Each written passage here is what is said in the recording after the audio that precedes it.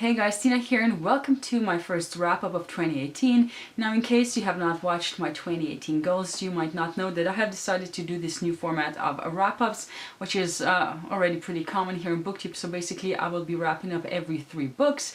I figured that is the right amount of books for a video, so you know the video is not too long, but I also want to have enough time for a specific book to talk about. And I don't know, that seems to be the magical number.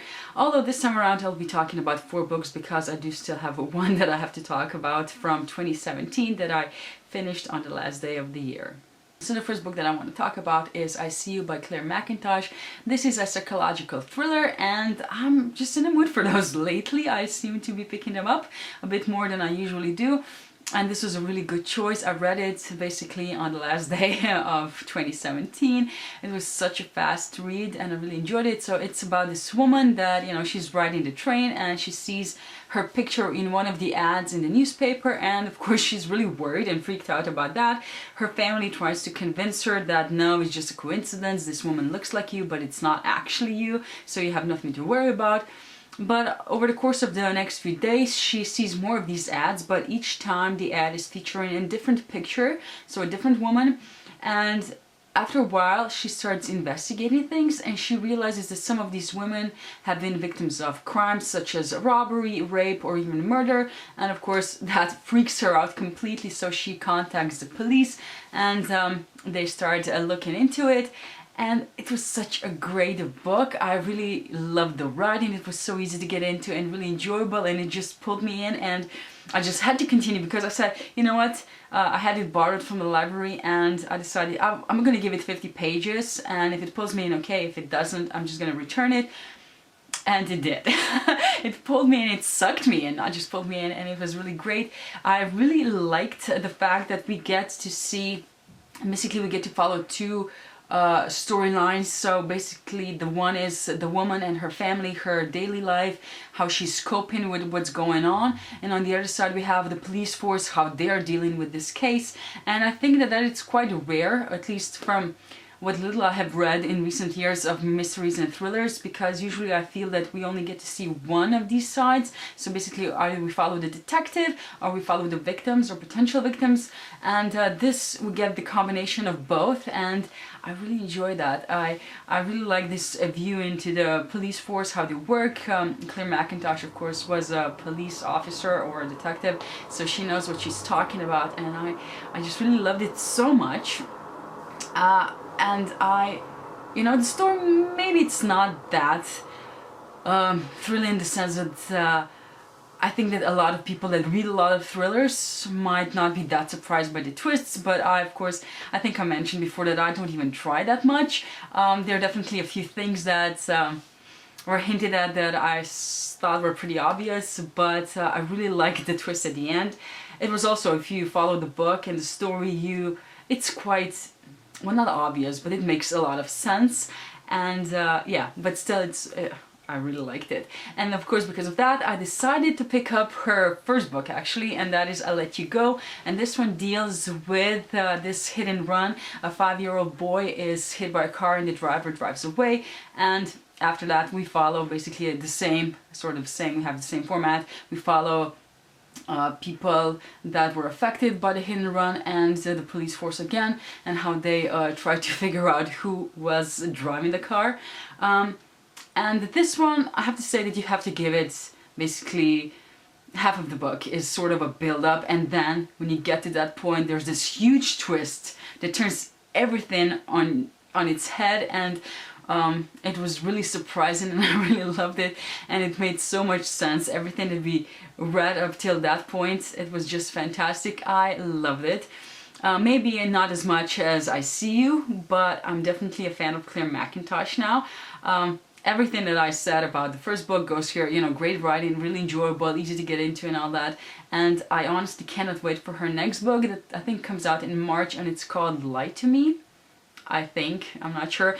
And also, that used to be a great show, Lie to Me. Did you watch it? I loved it. I loved all that facial expressions things. Oh, I love that stuff. But yeah, it's done. But still, okay. let's stop there, because I could talk about that show for quite a bit and I don't want to, because this is about books. And let's get to the next that I read.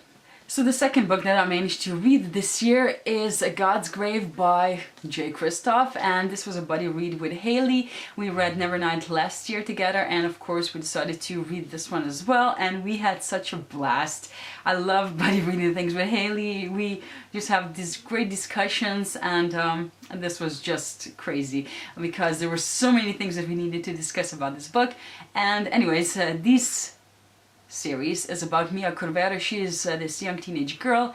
She lost her parents for political reasons and she wants revenge. So she was basically made an orphan, and she was found by this man who turned her into an assassin, and she wants to get even better, so she goes to this assassin school. That is book one, of course, Nevernight.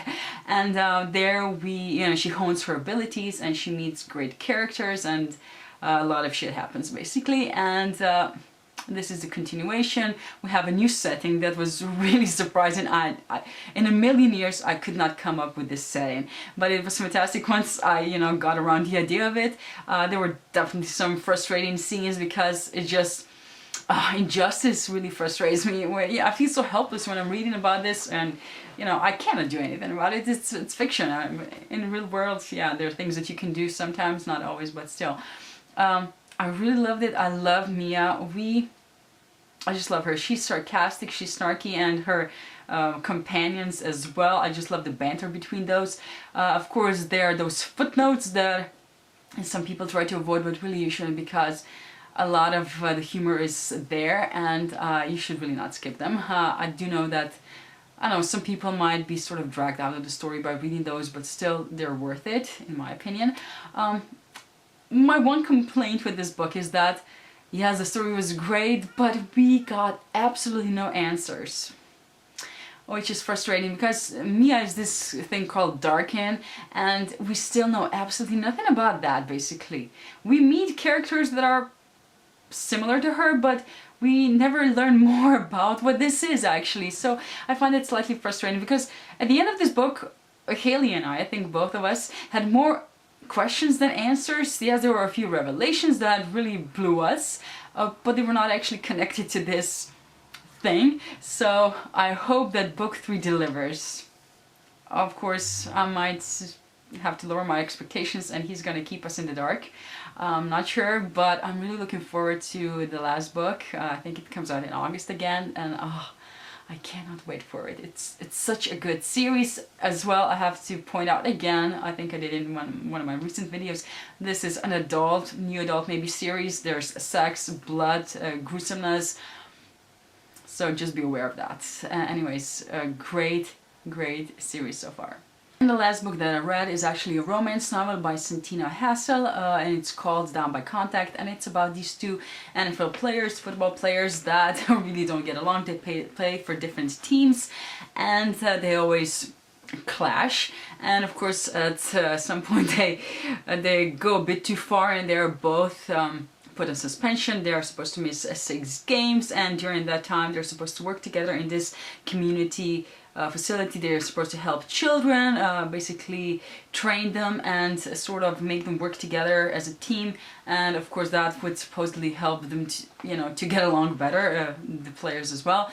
And so this is sort of hate to love kind of story, so of course those two guys connect, and it's a pretty typical romance book. After that, I personally didn't really care for their relationship.